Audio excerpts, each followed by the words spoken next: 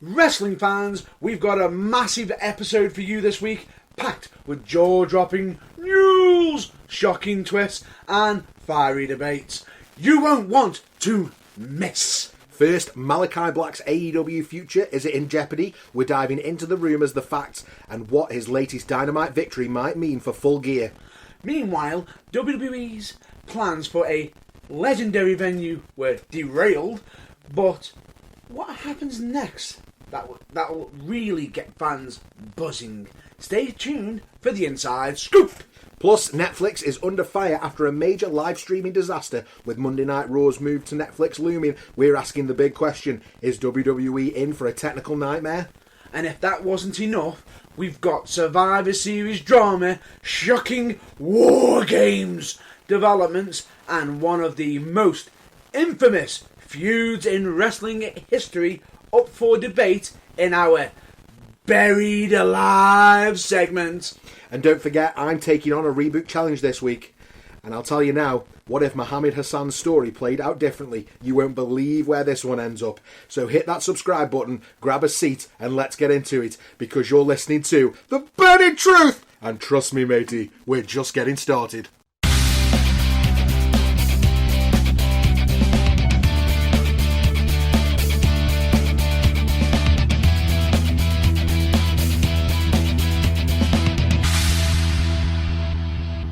Hey, it's Scott Barrett and welcome to The Burning Truth! And as always, I'm joined by the bearded enigma himself, a man whose facial hair could be Roman Reigns' fifth man in War Games. It's Matt Burns, everybody! The fifth man. The fifth man. How are you, Matt? You okay? I'm good. I'm a lot better. Yeah, you had a big night last night, didn't you? And you've been ill the last few weeks, and we're back in person. We're back in the same room. Back in the same room! Yeah. Finally! Don't touch me. I was nowhere near you. That's not me. No, it's just good to be back in the same room. The energy is better when we're together. I think. Oh, definitely. Yeah. And it's really good to be back. Back, just being able to have the full power of the Burning Truth. The full power of the Burning The full Truth. power. I love that. Although I do wonder if you got the recent TikTok message I actually sent you recently. Because I can guarantee it'll make you laugh. It says, would you sign this contract? A billion in money. Yeah. Mansions, cars, indoor swimming pool, and everything. And also it just goes, but you have to share it with your first at you. Love it. I literally sent you a message to saying, you up for it? Because basically it's the Burning Truth. I love that. Absolutely. Fantastic.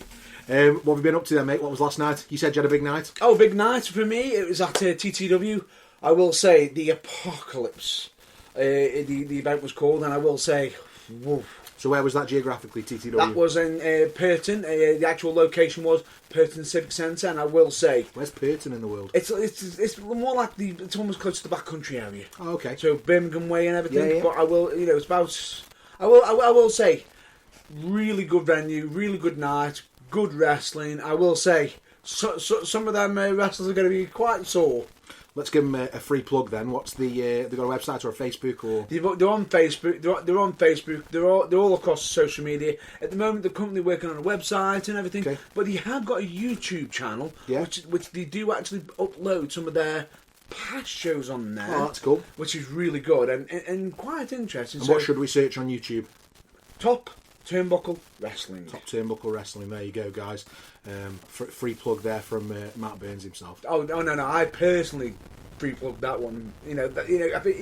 I would in some cases I would say it's a cheap plug, but no, this has my brand of approval. Yeah, free plug, not a cheap plug. Yeah, but before we get to there, oh yeah, go on. How are you? Oh, thanks, mate. I'm okay.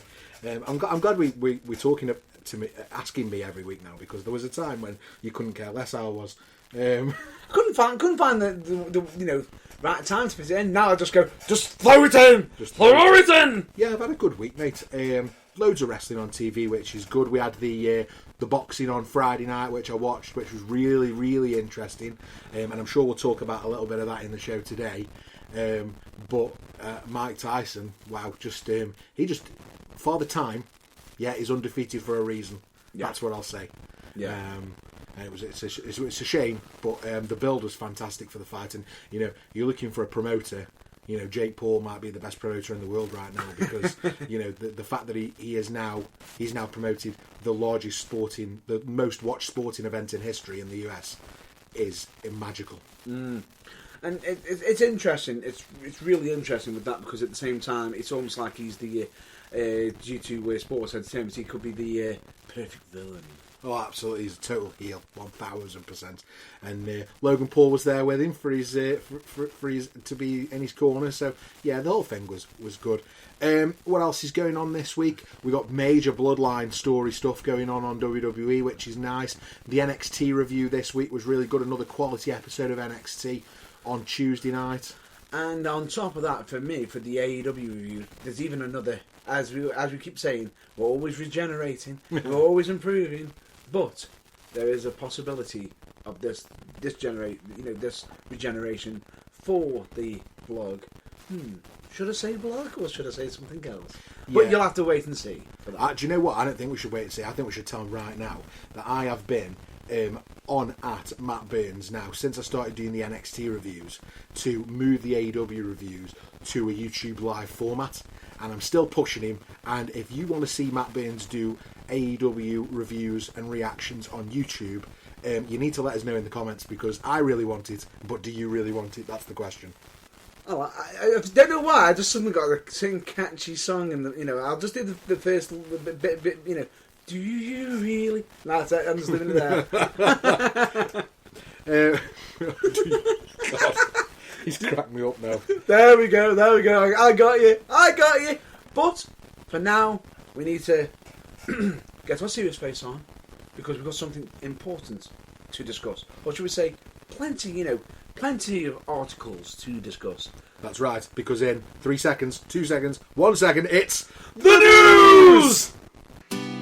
So just sit tight, don't blow a fuse, because now it's time for this week's news. Breaking news! This just in. We've got plenty of news articles right now because this is none other than the news! The news! What's going on, Matt Burns? Because, well, let's just say this. We're not going to sit there and discuss what this segment is. The name speaks for itself. So let's just break down straight into it. Malakai Black, amid speculation about his AEW future, secured a significant victory alongside Brody King over FTR on a recent episode of Dynamite, earning a spot in the AEW World Tag Team Championship match at Full Gear. Whoa, isn't he supposed to be leaving AEW? That's what I mean. So straight away, this development follows reports suggesting that he could be becoming a free agent as of early 2025, with potential interest in returning to WWE. However, his current trajectory indicates a continued commitment to AEW as he prepares for the upcoming championship opportunity. Yeah, it's strange that, isn't it? Yeah, but then again, I think that's what makes it so interesting because it seems like AEW or ROH and everything have got certain individuals who are happy to be on a verbal agreement and everything, and it seems like at the moment that could be the case. But who knows? There could be. It feels a little bit Monday Night Wars. Anything can happen, doesn't it? That's what I'm saying. That's what I'm wondering. Is it that vibe? Is it that? Are they tricking us? Are they fooling us? Maybe. But Okay. anyway. Well, let's talk about WWE for a second. And they recently sought to book New York City's Hammerstein Ballroom, so a venue with deep ties to ECW, and they wanted it for an NXT event. They were aiming to build on the success of the November 6th show at Philadelphia's ECW Arena. And they've been unable to secure the venue due to prior bookings by AEW and Ring of Honor. Ring of Honor is reportedly set to hold its final battle event at the Hammerstein Ballroom on the 20th of December, followed by an AEW Collision taping at the same venue the next day. So the scheduling conflict has prevented WWE from hosting the NXT event in this location. Talk about fair play there. Do you think? Talk about fair play, because bear in mind that you've now got AEW blocking WWE. Now, if I'm not mistaken, we have AEW, where a certain forbidden door. Yeah. Right, but nobody's actually ever noticed that. They haven't actually said where the forbidden door is going to be. Now, the reason why I'm wondering about that is because Do you want to know why that can't happen right now? Yeah. Because the actual venue that they are scheduled to be at is possibly already got a WWE event happening earlier, and WWE's actually got an agreement with all the venues in the UK that if they are wrestling there, no other wrestling promotion can be advertised until so much time has expired. Oh, right, so we think this is probably Wembley Stadium or Wembley Arena or the O2. We think the O2. It's the O2, it's rumoured to be. And rumoured to be, exactly. And because WWE have got something going on there, potentially. Yep. Or have had something go on there. Okay.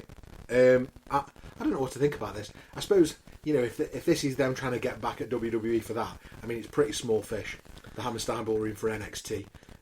True. But at the same time, when it's a major, wrestling event, like Forbidden Door, where it's not just AEW, it's also New Japan Pro Wrestling. Yeah, so it's not quite 1-0 yet, is it? It's not quite 1-1. It's still almost 1 versus a half. It's like it's like you give us a bit of a belt and here's a cheap shot. Yeah, almost just a little dig. We've stubbed your toe.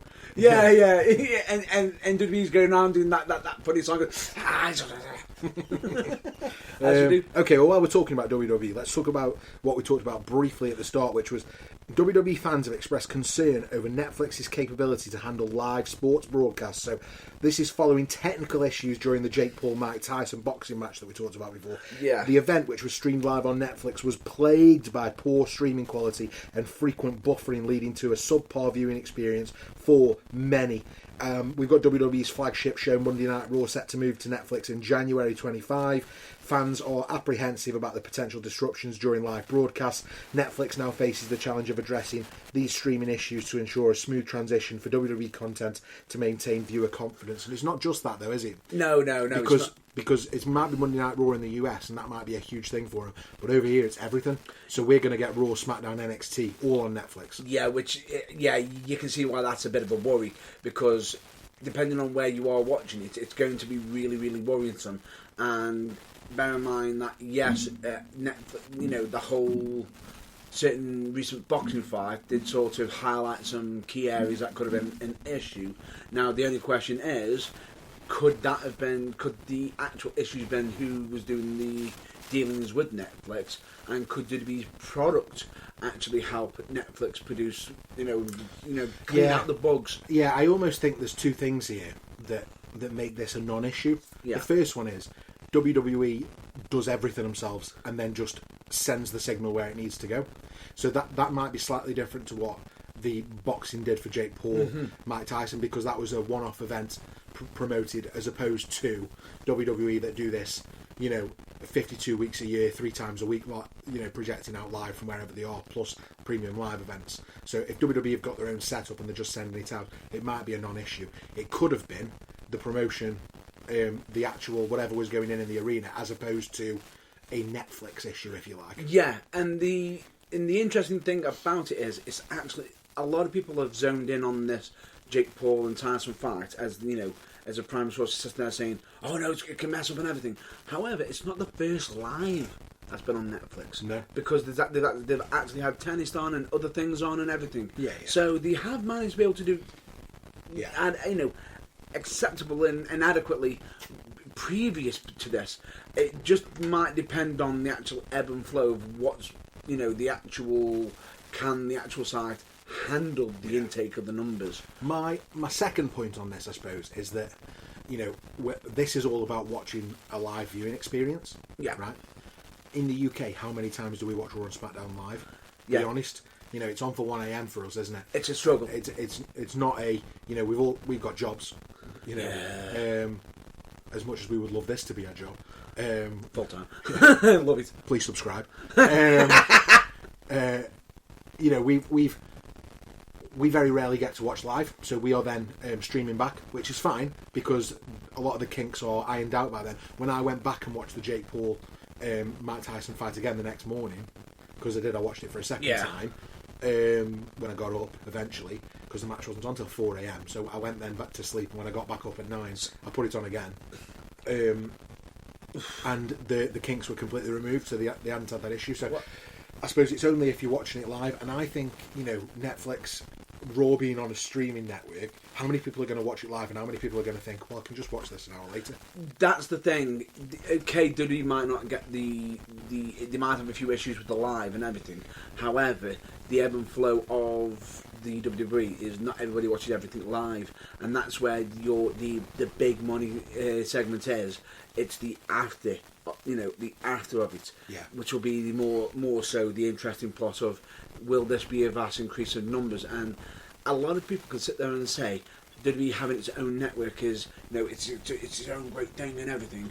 But I think this could be it's still a really good, healthy thing for both Netflix and WWE. The only question is, and this is, in the past when we sat there talked about the US, the female US championship, I don't think we're going to get a female, intercontinental championship. No.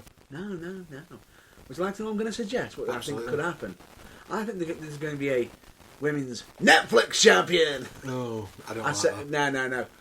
I said that as a joke. I hope so. As a joke. I just felt physically sick in my mouth. No. To be honest with you, I am actually interested in seeing if they do the actual Intercontinental Championship and have it with the white strap.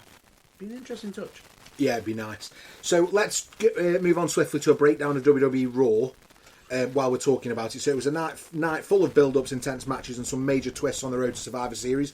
Here's what went down at the Van Andel Arena in Grand Rapids, Michigan. And I believe, Matt Burns, you want to take us through Raw this week? Pretty much. With the show opening with Gunther and Damian Priest facing off.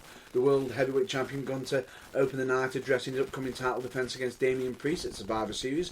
Priest interrupted, delivering the intense promo where he questioned Gunther's confidence after his recent struggles, even referencing his loss to Cody Rhodes at Crown Jewel. Priest dared Gunther, he was literally begging him to take a punch at him, start the fight, but Gunther held back, leaving Ludwig Kaiser to face Priest later on the show. With Priest got the win in a fiery start that set the stage for the Survivor Series clash. But what was so interesting with this segment is you actually saw some genuine fear from Gunther. And you got Kaiser just going, in the realm of, what have I set myself in for right now? This is a dangerous segment. And, of course, we've also got the New Day drama continuing on with Kofi Kingston going on against Pete Dunne in a solid singles match. Kofi looked strong, but, got distracted after an argument with Xavier Woods, as Xavier Woods, as if I'm not mistaken, Trouble in Paradise happened, and Dunne went completely outside the ring, and while the referee was trying to hold back Kofi, you got Xavier Woods adding that little cheap shot, which was in full view of Kofi, who did not like that one bit, and that ended up leading up to the cost of the match, as we got Pete Dunne hitting the bitter end and getting the 1, 2, 3, and the cracks are really developing, as you even got Xavier Woods sitting there going to him, it's like, oh, hang on, we're meant to be a tag team. How is a singles match meant to be furthering our development as a tag team? It's like, it's not all about just the tag team champions. And there was almost animosity over even just giving advice to... I'm enjoying this, I really am. And it's really, really making me wonder what's going to be happening next. Because New Day was supposed to be the stable that never broke up, right? Yeah, and this is what I'm saying. The fact that you've got Big E now, sort of possibly in the realm of he might not be able to come back. It's like, this is just wow. Great storytelling, and as I've all been saying, because of them, I am now watching the entire Raw segments, everything, deliberately looking for every little nook and cranny in the background because of them. It's good, ain't it? Oh, it's really good. WWE be on fire right now. Oh, definitely. Let's move on. Straight on. Rollins versus Reed. The feud escalating, and oh wow.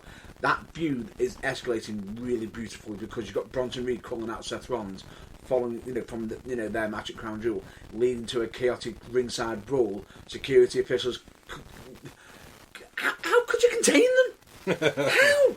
Because they're going back and forth with brutal strikes. Rollins and Reed is now set up for next week, promising to be another hard-hitting encounter. I can't wait. Rollins and Bronson Reed again. More. Yeah. We want more. No, we not bury these daft chants. Fight forever.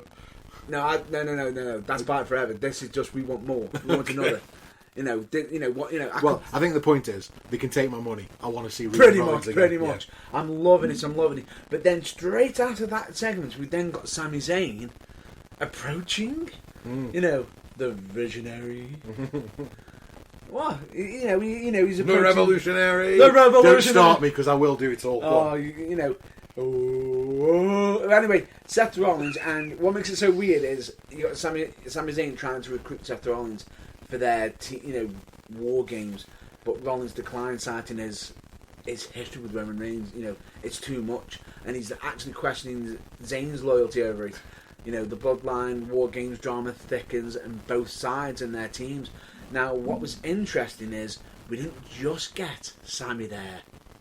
It's big strategy now, isn't it? The whole War Games thing, trying to find a fifth man. It's big strategy. Who's the fifth man? Yeah, absolutely. What's your beard?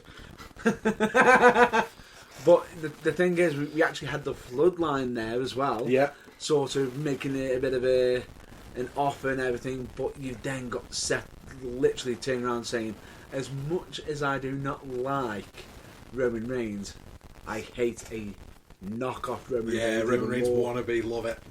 I was like, oh, wow! He basically pantsed him in a promo, didn't he? Pretty much. They were in the car park, weren't they? Oh, car and park. He basically pantsed him in a promo in the car park. Proper pulled his pants down. It was like, eat it!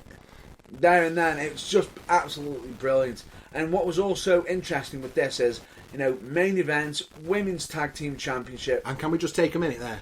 Main event, Women's Tag Team Championship. So, out of the 3 sets of Tag Team Championships that we've got in WWE, right? The Raw, the SmackDown, the WWE, the World, and the Women's, yeah? We talked about how they were going to put more of a focus on Tag Team Wrestling.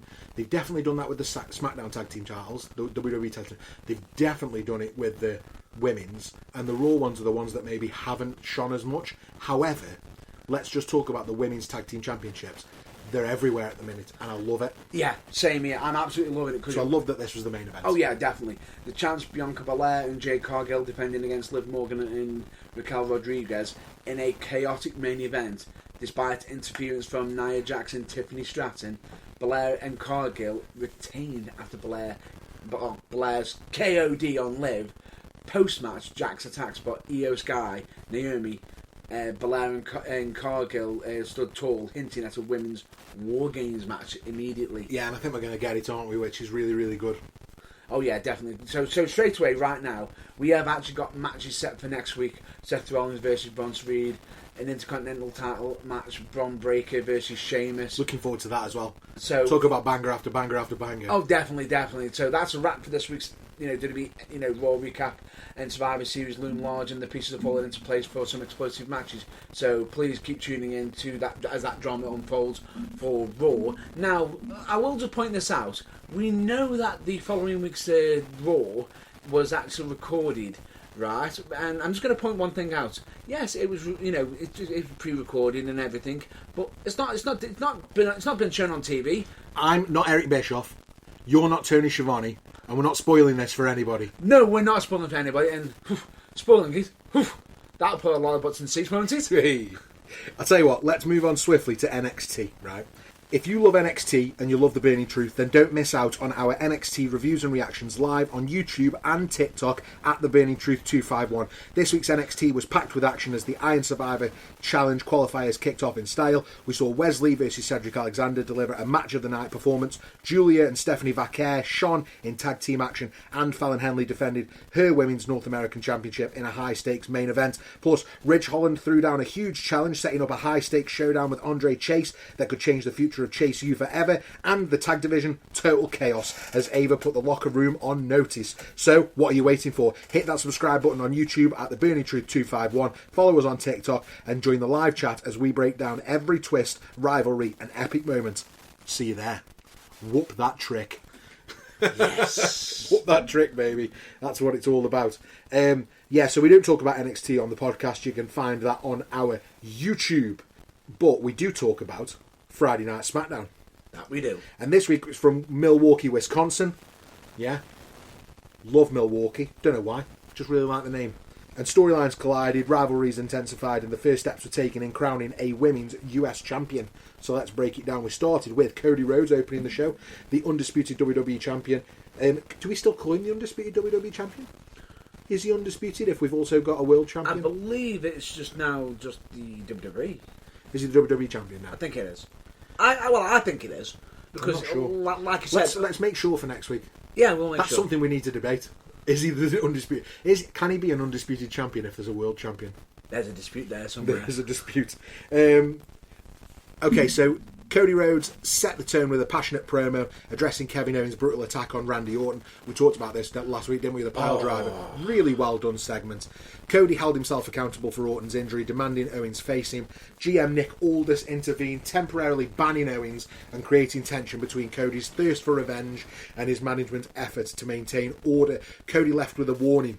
He won't wait long for action, and I think this is going to be our main event for Saturday night's main event in December. Oh, yeah. This is where I think we're going. Yeah, I think that's where we're going, and the best thing about it is what I thought, and to add on from the previous week with the whole power driver segment and everything, I really loved the fact that they actually really sold this storyline really well, and you literally and credit to Michael Cole for the actual segment, the call on it, fantastic. The absolute call of there's a reason that move is banned. There's actually a video on the WWE's YouTube where Michael Cole's always got a camera on him now, hasn't he? Yeah. And there's a video of Michael Cole's reaction to it, and it's brilliant. So it's just good. shock. Yeah, Michael Cole's fantastic. And it is fantastic because at the same time, because this time round, you've got Nick Aldis literally sitting there saying, yeah, we're wrestlers. We know how long it can take some of us. Some of us definitely know how long it can take to get here. Yeah. And he pointed that out, but, pointing out that another beat in the Nick Aldis Cody rivalry. That's what I mean. Could come back, but I tell you what, really, it was the best bit of the segment for me. Cody Rhodes said something, and it really, it was a great beat. It was when I had to ring Randy's wife and tell her what had happened, and she asked why, and the answer was because of me. And it was because of Cody that Kevin did it in the first place. So the whole beat of that, taking full responsibility of what's happened, and really great beat. But from WWE Championship to Women's United States Championship, the tournament kicked off. So the inaugural Women's US Championship tournament began, and what they're going to do is 4 triple threat matches where the winners will then go into a tournament at Survivor Series, I believe. Yeah. Saturday night's main event is where we're going to find out who the champion is. So the first triple threat was Bayley versus Candice LeRae versus B-Fab. Now I saw B-Fab wrestle a couple of weeks ago when I went to see WWE in Nottingham, and it was not good. Right, it was not good. However, on SmackDown, the triple threat match was very good. B-Fab showcased really surprising strength. Crafty though Bayley was, outsmarted the rivals and secured the win with a clever counter. The finalists will be set for December 14th Saturday night main event. Bayley moves forward, keeping her eyes on the prize. So Bayley's in, Candice LeRae and B-Fab are out so far. We had the Bloodline saga heating up. But before we go there, actually, let's just nip back to this Women's US title tournament. Any predictions?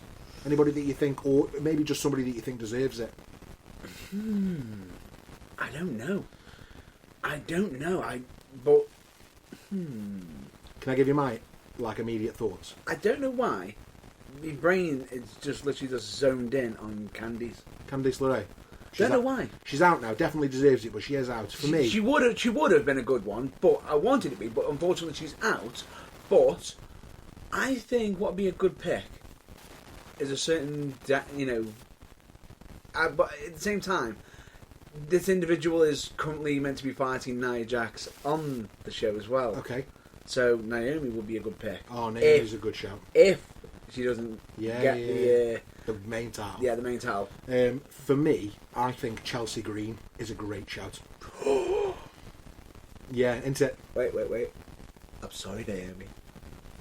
Changes your mind to Chelsea. He's convinced me! Yeah, I think Chelsea Green's a great shout for it. No, I think that's more me wanting it than anything else. But No, it's not just that. I feel as though she will be perfect for it because she has given so much. Yeah. And she's almost got WWE women's mid-card written all over her, hasn't she? And she's not in the position right now to win a main title, but she could definitely win a second-tier title. Definitely.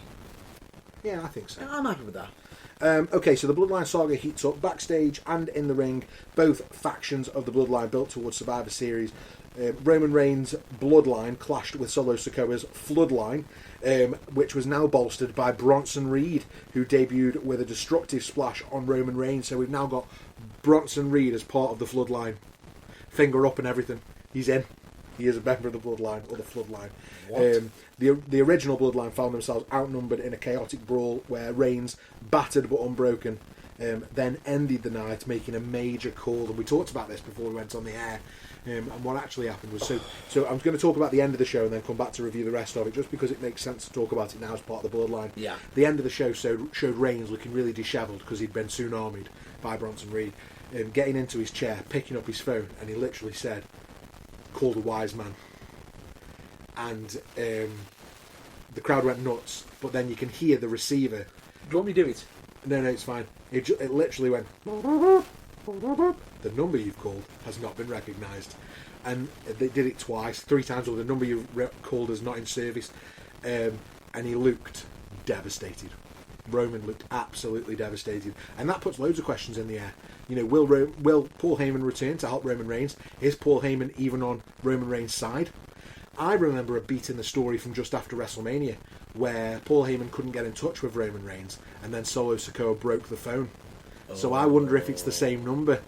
Oh! You like that, don't you? Oh, that right. Oh! See? So, so there's loads of stuff in this, but the main thing is, do you know what? I think it was the best end to an episode of SmackDown since Roman Reigns returned during COVID with Paul Heyman at his side at the end of that episode of SmackDown.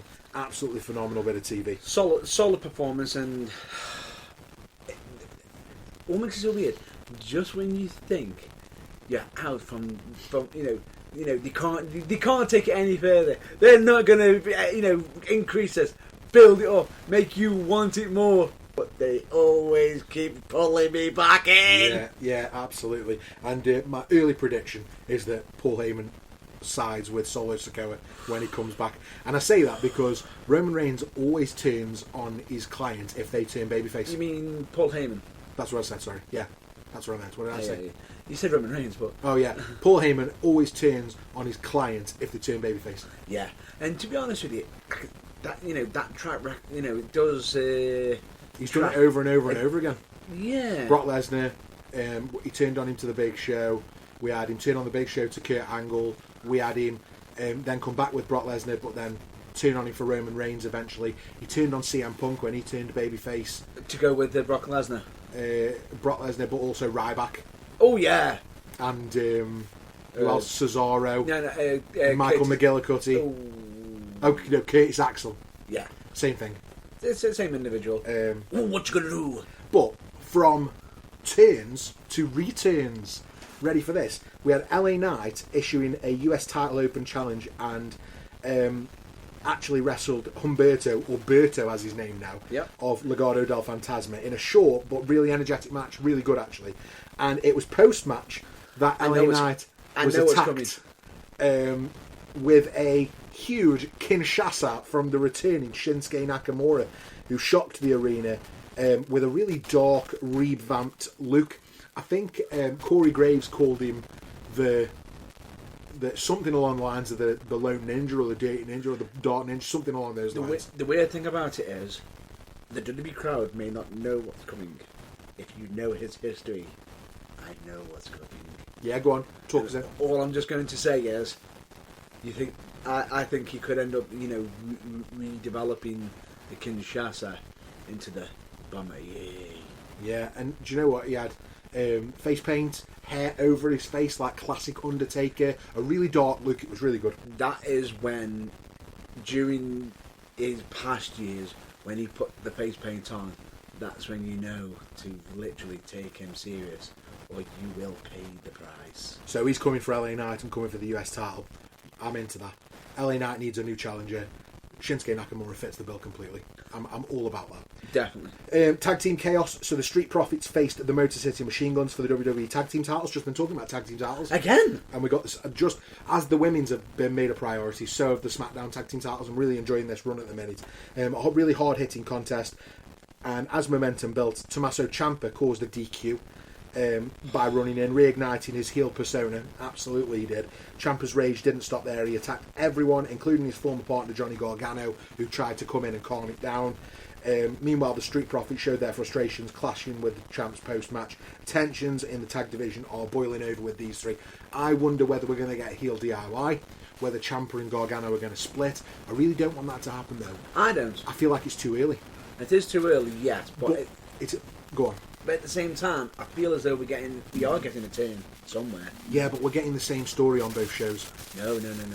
I'm not on about DIY. I think there's actually room for a turn elsewhere. Oh, from the Street Profits, maybe? Yeah. Maybe. Do you know what it is? I feel like we've got the same story twice at the minute. Yeah. We've got Xavier Woods and Kofi Kingston. We've got Tommaso Ciampa and Johnny Gargano. Now, Tommaso Ciampa and Johnny Gargano is a very new story, but it is a very similar story that's happening. But the difference is, what I feel as though it's going to have a different outcome. I hope so. I think it's going to be a different outcome. I hope that... I don't want to see the Street Profits turn. I want to see the Street Profits split, if I'm completely honest. What I do want to see is I want to see DIY... You mean taking on the advice of a certain Booker T? Yeah, definitely. I want to see DIY as a heel tag team. Yeah. I also want to see the New Day as a heel tag team. I don't want them to split up. But one of them is definitely going to split up. And I'm just a bit frustrated that it feels a bit lazy that we're getting the same story twice. We could have split this. We could have done this further apart, or we could have done something completely different. This week it feels a bit samey. Would you like me to just point out what I feel? I feel as though the New Day should stick, as they've already decreed that they should be sticking together, and I feel as though the DIY have more of the room complexity to split because their feuds back and forth were absolutely brutal. Yeah, I just feel like it's too soon. But it's too soon. But I understand a little bit. But at the same time, we'll have to wait and see what develops. I'm going to give the benefit of doubt and let WWE. Let's see what they do. Let them keep cooking. Let's let it breathe. Yeah, let's let it breathe. But before I take it that was that the wrap up of SmackDown? No, the main event following that was Nia Jax versus Naomi for the women's title, and in what a match that I can only describe as thrilling, and I'm going to use the word thrilling because it was genuinely a good match. Nia Jax was pushed to her limits actually by Naomi, and it delivered a really standout performance. Jax did eventually capitalise on distractions from Stratton, Candice, and a crushing Super Samoan drop from the second rope. Sealed the victory for Nia Jax. It was that plus then pulled to the corner to do the what she calls the Annihilator, but I call the bonsai drop because that's what it is. And it set up further drama for this potential women's war game match that we think we're going to see. Yeah. So we'll find out a bit more about that, I imagine, next week as we roll on, because we're getting a lot closer to the premium live event now. So just looking ahead for SmackDown next week, we've got Cody Rhodes and Kevin Owens going face to face. Plus the women's US title tournament continues. Bianca Belair, Chelsea Green, and Blair Davenport in a triple threat match, which will be really interesting. We don't see much of Blair Davenport on the main roster, so it'll be good to see her in action. And Survivor Series right around the corner, so the stakes couldn't be higher. I think for me, SmackDown this week delivered compelling storytelling, solid in-ring action. Cody versus Owens, really interesting. Bloodline War continues to be epic, and the women's US title tournament is keeping us hooked. So for me, Survivor Series is shaping up to be really good. And that's great. That is absolutely awesome and great news. But to be honest with you, speaking of news, I've actually just remembered a sneaky little piece of news that you may want to hear, which could actually affect a certain show. Go on. Of WWE's, because there's an actual commentator who potentially could be coming back for one feud. Oh yeah, I've heard about this. So this is my cousin Wade Barrett. Yeah, not my real cousin. But potentially could be coming back for a match with Drew McIntyre, we think. Yeah, so in honour of what he normally says, with a twist, I'm afraid we've got some good news! Nice. Yeah, so that round the corner as well. But from potential feuds to feuds that we should have said goodbye to a long time ago. Don't worry, I've already got the shovel. It's time to bury alive. Yeah. Hello, friends. Are you enjoying the Burning Truth Live so far? Well, I hope you are, because we're working bloody hard to make it as good as we can. But what we need is your help. And we need your help by subscribing and leaving us a 5-star review.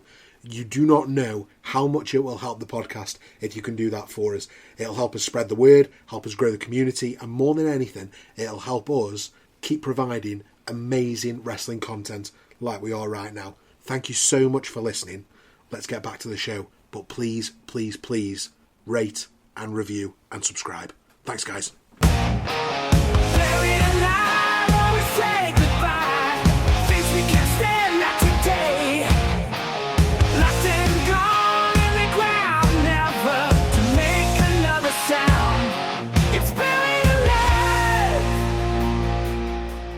Dearly beloved, we are gathered here today for Buried Alive. Buried Alive. Right, so Buried Alive. Yes, this is our Room 101 equivalent, which is where we take a storyline, an angle, or something that's just generally crap from wrestling's past, and we decide whether it should be buried alive for all eternity, never to see the light of day again, Matt Burns. And today, we have something very, very specific that is up for burying. The feud began after Big Show won the WWF Championship at Survivor Series in '99. As the champion, Big Show became a major target for top heels, including the Big Boss Man. To get under Big Show's skin, Boss Man began taunting him about his personal life, specifically the failing health of the Big Show's father, a fictional plotline as Big Show's real father had already passed away years earlier. The feud escalated to its most infamous moment on an episode of SmackDown in November '99, following the kayfabe death of the Big Show's father.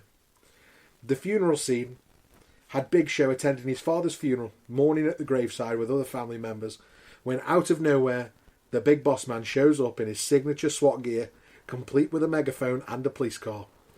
Boss Man begins heckling Big Show and his family from a distance, saying vile and over-the-top insults about Big Show's dad. The chaos reaches its peak when the Big Boss Man hooks the casket to the back of the police car with chains and begins dragging it away. Big Show tries to stop him by jumping onto the casket, riding it briefly, before falling off in an absurd, cartoonish moment. This segment is played straight by the performers, but it was so over the top that it veered into unintentional comedy. Other highlights of the feud included the Big Boss Man's heartless poem, where he recited a tasteless poem about the Big Show's father on an episode of Raw. He said, "With a tear in my eye, I am happy your dad died. He lived a full life on his own terms. Soon he'll be buried and eaten by worms." Bossman continued mocking the Big Show's grief in various segments, using personal jabs to build heat. And the match culminated in a WWF Championship match at Armageddon '99, where the Big Show decisively defeated the Big Boss Man in just over 3 minutes. Despite the heavy build-up, the match was a squash, making the feud feel anticlimactic. And I know what you're going to say, Matt Burns. You always say it. You think it was tasteless. It's tasteless, and you know it. It's in poor taste. How can you literally drag a coffin that's meant to have a family member in? How could you? Right. Hopefully you know. I'm sorry, but what is wrong with Big Boss Man? Has he had some mental deficiency? You know, he's feeding dogs. He's dragging coffins. What are you doing? Hopefully, from the preamble and me giggling, you can tell that I absolutely loved this. I was 10 years old when this was on TV, right? And I honestly thought it was the funniest thing I'd ever seen, because it was so ridiculous. It was like Benny Hill, right? When the Big Show jumps on the Big Boss Man's coffin, it is so unintentionally hilarious. He may as well have shouted "Daddy" while he was doing it, right? It was brilliant. I love this. It's just, it might be vile, but it's one of the most ridiculous visuals in WWE history, and that's why I don't think we can bury it, because it was a personal, emotional storyline that we turned into a cartoonish farce, and I loved it. We'll get back to Benny Hill in a minute. We'll get back to that in a minute. Because for me, it just feels as though it's wrongs and poor taste and everything, but at the same time, I think the only say and. But what were they doing with Big Boss Man during them years? They were just making him into the most vilest, despicable human being of the universe, weren't they? I mean, yes and no. I suppose my only question is, obviously I took those notes on this, but I don't remember the Big Show being the champion at this point. Was he definitely the champion? He was champion. So this was the main feud. Yeah. No, that's what I'm saying. Even better. It's a main feud. So it's like, yes, this is the main feud for the title, and then we get into the match 3 to 4 minutes.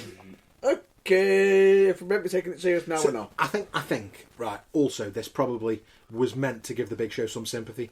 It is hard to get sympathy on a 7'2" giant. It is, but at the same... Wow. And the right guy won at the end of this, right? The Big Show beat the Big Boss Man, and he squashed him. Yeah.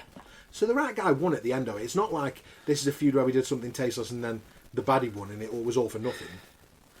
That's where there's a bit of leeway. I just think this was camp and I love it. And maybe this is an underrated performance from the Big Boss Man, because I think he played it really well in that SWAT car on the megaphone, pulling him away. You know how much I do not like tasteless segments, right? But this is funny, right? However, there's always an exception to the rule. Yes, I'm winning. Wait. Whoever was the anonymous emailer who sent me that footage of that segment with a certain soundtrack that actually kicked in as Big Show jumped onto the coffin. Oh, this is the Benny Hill music. Yeah.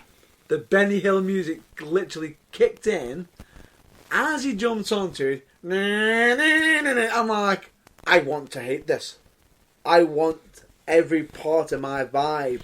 You know, poor taste and everything makes me want to be upset. I just broke down. And I'm not talking about crying. I just broke into laughter.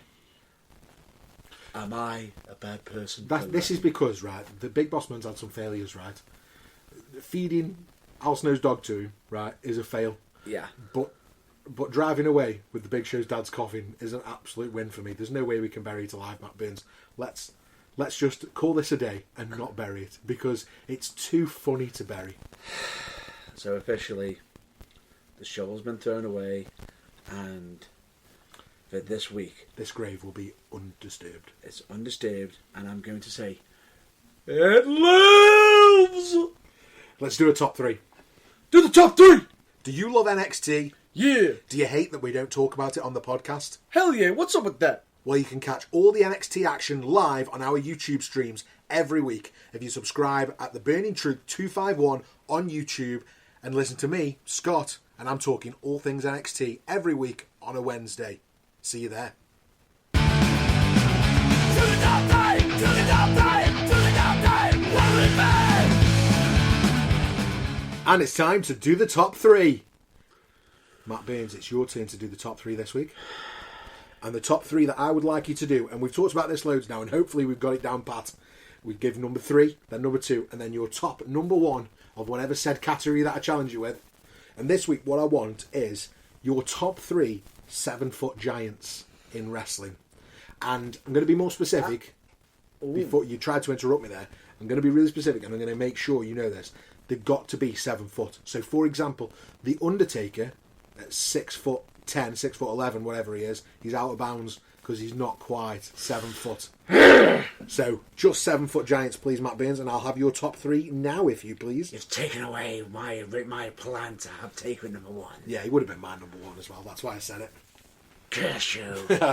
Curse you. But I planned for this just in case. Oh, good. Go on then, let's have your top 3. My top 3, and I believe, if I'm not mistaken, your top 3 true 7-footers. Yeah.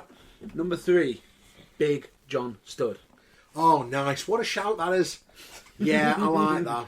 Big John Studd. I had to go there simply because of he was part of the legendary Body Slam match. Yeah. If I'm not mistaken. Good solid performer, knows how to get some pure heat, and was really a good big man. Because I believe he stood at 7'1". Did he really? 7'1". He was officially at. Then let's move on to number 2. These next 2 are going to be very, very recognisable, because straight away we're going to go with Paul White, aka Big Show. Yeah. good solid performer, regardless of whether he's face or heel. He's always been there whenever he's needed. He's always done what he's whatever he's been there booked for, and he's always been really good and and for a big man, he can move. Yeah, absolutely. Yeah, I'm all about Big Show. I think Paul White. I think he's definitely a good shout. And for number one, just the stories alone of this man labels him as number one. Is the number one big man. He is none other than Andre the Giant, the boss. Yeah, man. The man could go through whatever he wanted. Bear in mind how many people could sit there and say, when it comes to certain segments of trying to deal with an Ultimate Warrior, by putting the fist up as it comes running into him. Yeah, fantastic. Great top three there, Matt Burns. Big John Studd. I'm a bit dubious about Big John Studd's height. I'm going to have to Google that when I get home. You'll have to Google it, but I believe he's, if I'm not mistaken, he is 7'1". Yeah, okay, so Big John Studd, The Big Show, and Andre the Giant. Some massive names there. Some honourable mentions from me, people that I would have thought about. And I'm sure they were in your thoughts too, but you've decided on who you've decided on. Kane, Kevin Nash, Great Khali, some other great big... I'm only kidding about Great Khali, but some other great big men over time. No. Khali is one to consider, especially with the fact that, he has a lot of heritage from where he comes from, and some of his trainees are doing quite well as well. Yeah, and one name that also came to mind, because he was the ruler and master of the world, Sid Vicious. Yeah, another great shout, Sid. Gone way too soon. And probably just one more that I was thinking of, and a more recent star actually, but Braun Strowman. I really like Braun Strowman. Really like Braun Strowman. So thank you very much for your top three, Matt Burns. I think it's time that we move on, and it's my turn to make some notes this week. Yeah. So here's the the pad and pen just for you. And when we come back from this break, it's Reboot This. And welcome back to Cheap Plugs with Matt Burns.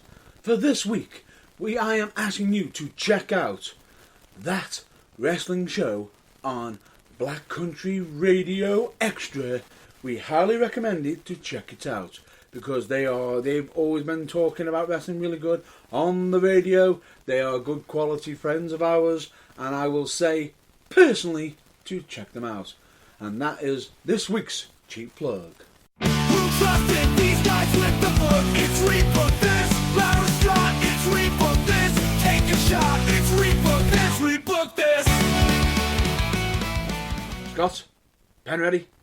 Pen's ready. I've been making notes. Pad ready? Pad's ready.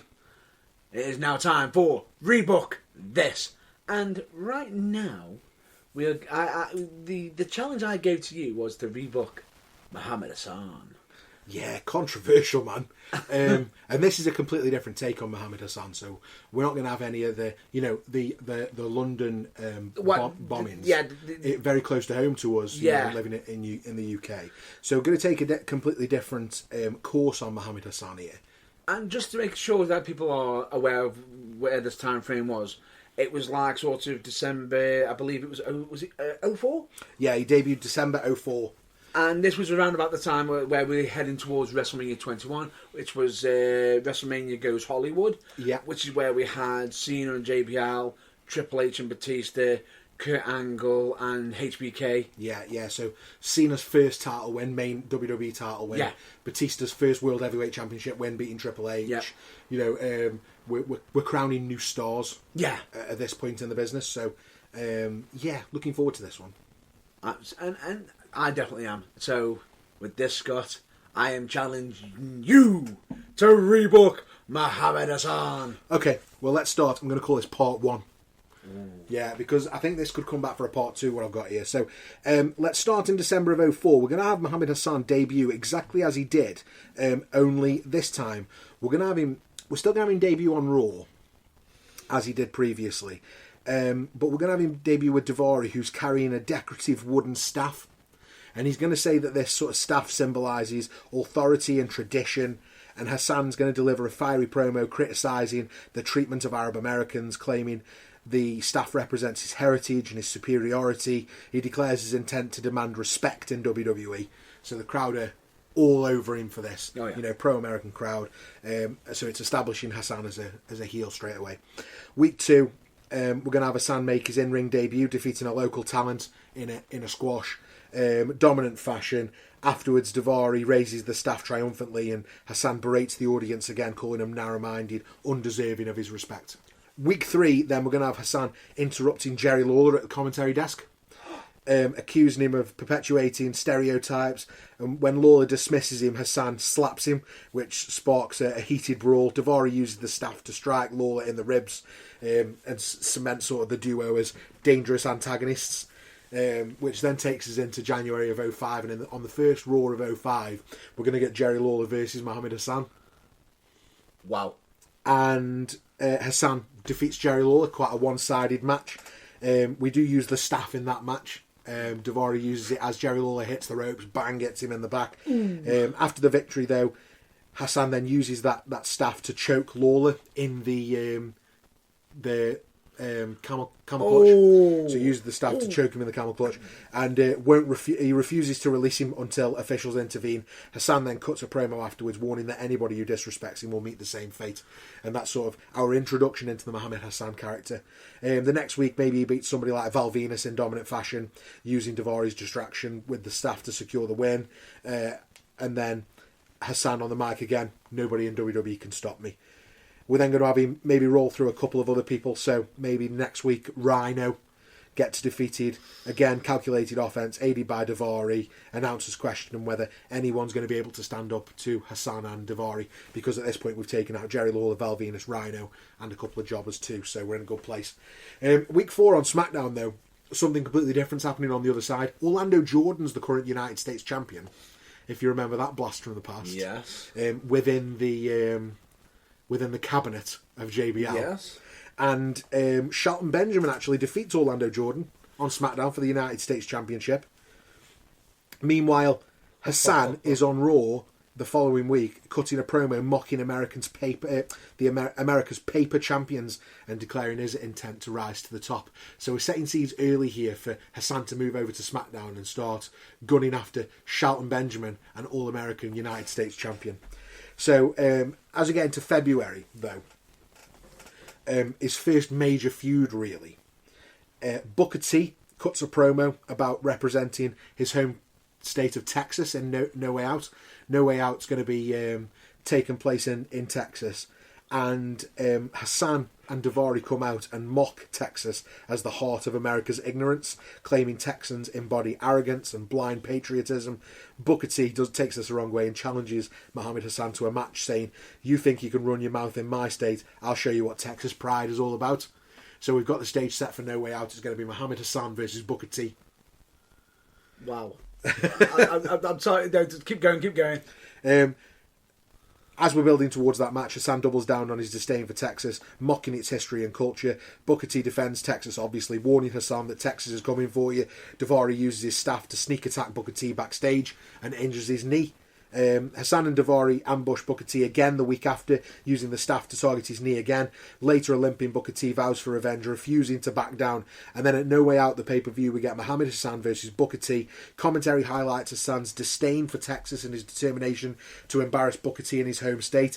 And Booker T receives a real hero's welcome. And I almost see this like Rocky IV, Apollo versus Ivan Drago, where Apollo's coming out to like, living in America. And Ivan Drago, obviously, the Russian in that one. But the match, I mean, Booker T's anger drives his offense early, but Hassan uses the staff, which is tossed to him by Daivari, to target Booker's injured knee, gaining control. The crowd rallies behind Booker as he mounts a comeback, but in the end, Daivari distracts the referee, which allows Hassan to deliver a low blow with the staff and locks in that camel clutch for Booker to tap out in his home state of Texas. And post-match, Hassan taunts the Texas crowd, shouting, "This is your hero. This is Texas. Weak, broken, and beneath me." We're talking real heat here. And now we've got the build to WrestleMania. We've done No Way Out. And now Booker T's injured his knee, so he's out. And now we've got the build to WrestleMania. So the first week on SmackDown, Hassan cuts a promo celebrating his victory, mocking Booker T, who's now out injured, and Texas. And it's Shelton Benjamin who interrupts, calling Hassan a fraud and challenges him to a match. Hassan refuses, saying Benjamin will get his chance at WrestleMania. So we've actually got Benjamin challenging Hassan because Hassan is really grinding on America. The next week, Hassan ambushes Benjamin after a match, using the staff to choke him while shouting, "This title is mine." And then week 3 WWE announces that Shelton Benjamin versus Muhammad Hassan is official for the United States Championship at WrestleMania 21. So what we would have had initially is Shelton Benjamin would have been in that Money in the Bank ladder match. Yeah. But actually we've taken him out of that to do the Muhammad Hassan Shelton Benjamin United States Championship match. And the title wasn't actually defended at WrestleMania that year. So it sort of fills in that gap. And then the week before WrestleMania, we've got a contract signing where Hassan uses the staff again to attack Benjamin, but Shelton fights back and sends Hassan and Daivari into retreat. So the week before, Shelton Benjamin's got some offense now. So WrestleMania 21, WWE airs packages highlighting Shelton's pride as the US champion. He's got new US themed singlet gear on for this match. I think almost similar to what Kurt Angle might wear. Yeah. All American. Shelton Benjamin, something maybe Team Angle? Yeah, Team Angle, something along the lines of that. Certainly red, white, and blue. It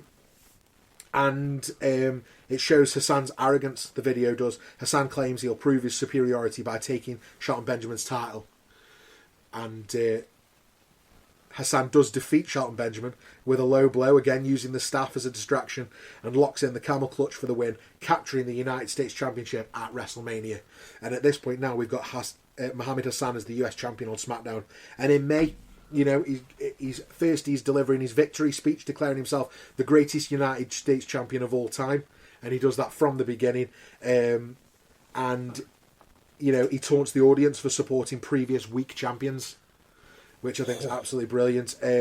Week 2, we got, at this point now, we start having Muhammad Hassan beat a few different characters and upper mid carders really. So week 2, he defeats Rob Van Dam in a clean but dominant performance. Week 3, Bobby Lashley steps up and he beats Bobby Lashley.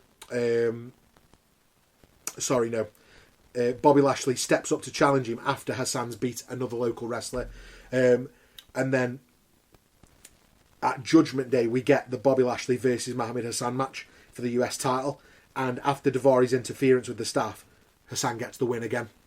Sorry, so it didn't happen on SmackDown. That actually happened at Judgment Day. After Judgment Day, Hassan continues his dominance, declaring that no one can take the title from him. We've got weeks we go through where he starts to mock America's WWE champion, John Cena. So now we've got the United States champion mocking the WWE champion, John Cena. And John Cena interrupts, warning Hassan to shut up or step up. And after that, we get as we roll into July, we've got Cena confronting Muhammad Hassan about his arrogance, but Muhammad Hassan dismisses him and claims Cena represents the shallow, blind patriotism of America. So in July, on an episode of SmackDown, we then get Bobby Lashley against Muhammad Hassan again in a rematch for the United States Championship.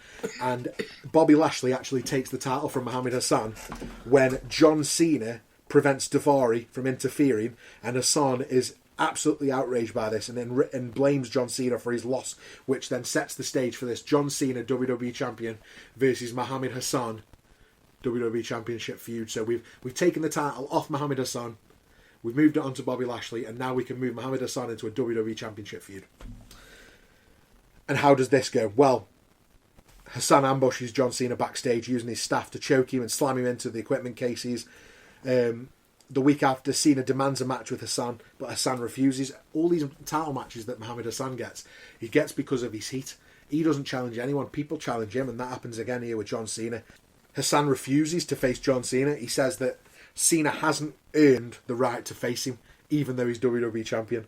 And that leads to the next week where John Cena actually attacks Muhammad Hassan during a match, and he hits the AA through the announcer's table on him. Cena demands that he fights Muhammad Hassan at Unforgiven.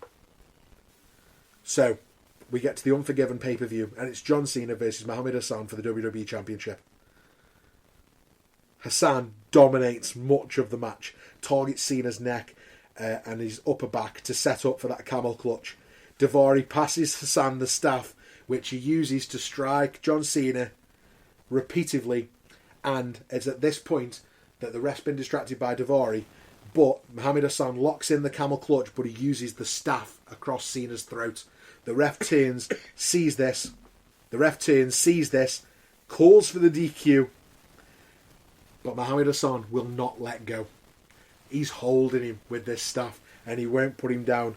And, absolutely leaves John Cena blue, gasping for air, on the floor, holds the championship above his head. Muhammad Hassan may have lost the match by rage DQ, if you like, but John Cena, he's going to want a rematch. And that's what sets us up for the next pay-per-view. So, obviously, we see where this is going. The next week on SmackDown, John Cena demands a rematch under no DQ rules. Hassan accepts. He says he'll end Cena once and for all. And then, Cena retaliates maybe a couple of weeks later or the week after by attacking Hassan in the ring, sending him again through the announcer's table. And that leads us nicely to the No Mercy pay-per-view. And this time we get John Cena versus Muhammad Hassan for the WWE Championship, no DQ. Here we go. Cena and Hassan engage in a brutal battle using chairs, tables, and the staff that Daivari throws in to interfere. But it is neutralised. And it ends when Cena hits an attitude adjustment through a table, picks him up, and then hits another attitude adjustment, this time onto a pile of chairs. He then takes the staff, looks like he's going to hit him with it. Daivari comes in, takes out Daivari, covers him for the 1, 2, 3, and Hassan lies there, beaten, to end the feud with John Cena. I think that's probably the end of part 1 for Muhammad Hassan. But what we've got there is a quality debut, a United States Championship run, and then an upper mid-card feud against the current WWE Champion that makes him look really strong and probably would push him into the main event for the next year.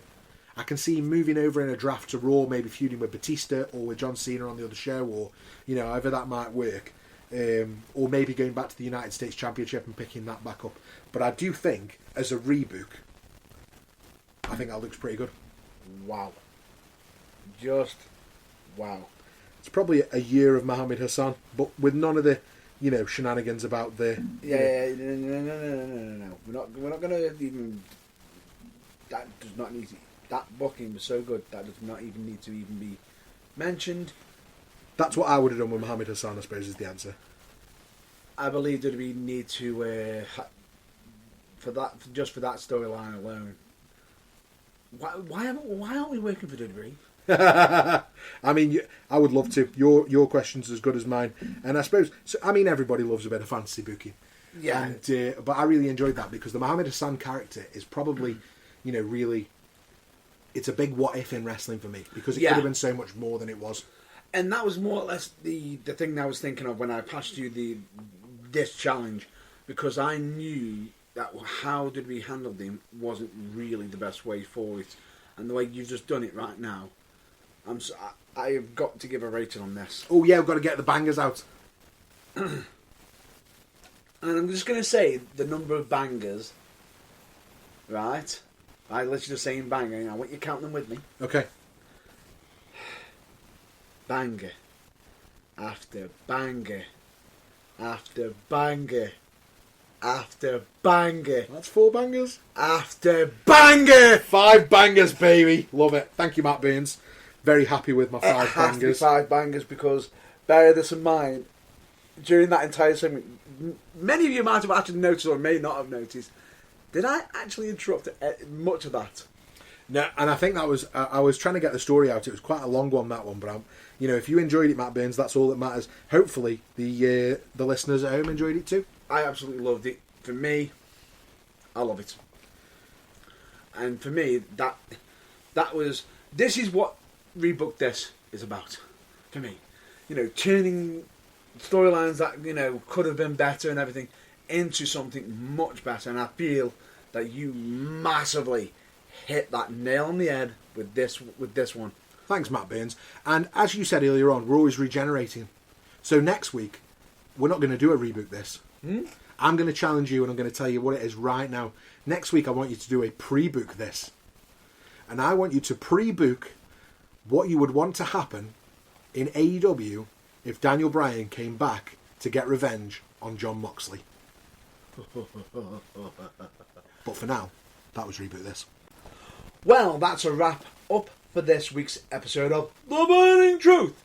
Thanks so much for joining us today. We hope you have had as much fun listening as we have had recording it. Absolutely, and if you want to keep the conversation going, you can find us on Twitter at TBT Live UK, Instagram at The Burning Truth, and on Facebook at The Burning Truth. You can listen to all our episodes and our NXT Live reactions on the YouTube and on TikTok at The Burning Truth 251. Maybe soon to come, Matt Burns AEW reviews as well, but let us know if you want to see them. Got any questions or ideas, you can drop us an email at info@theburningtruthuk.com. Don't forget to like, subscribe and leave us a review because it really helps spread the word. And check out our website, theburningtruthuk.com, for more updates. And until next time, stay positive, DFTBA. And in case you don't know what that means, that is, don't forget to be awesome. Keep enjoying the wrestling, and we will catch you on the next episode of The Burning Truth Live! Matey! Psst, it's Scott. Did you rate and review the podcast yet? Cheers.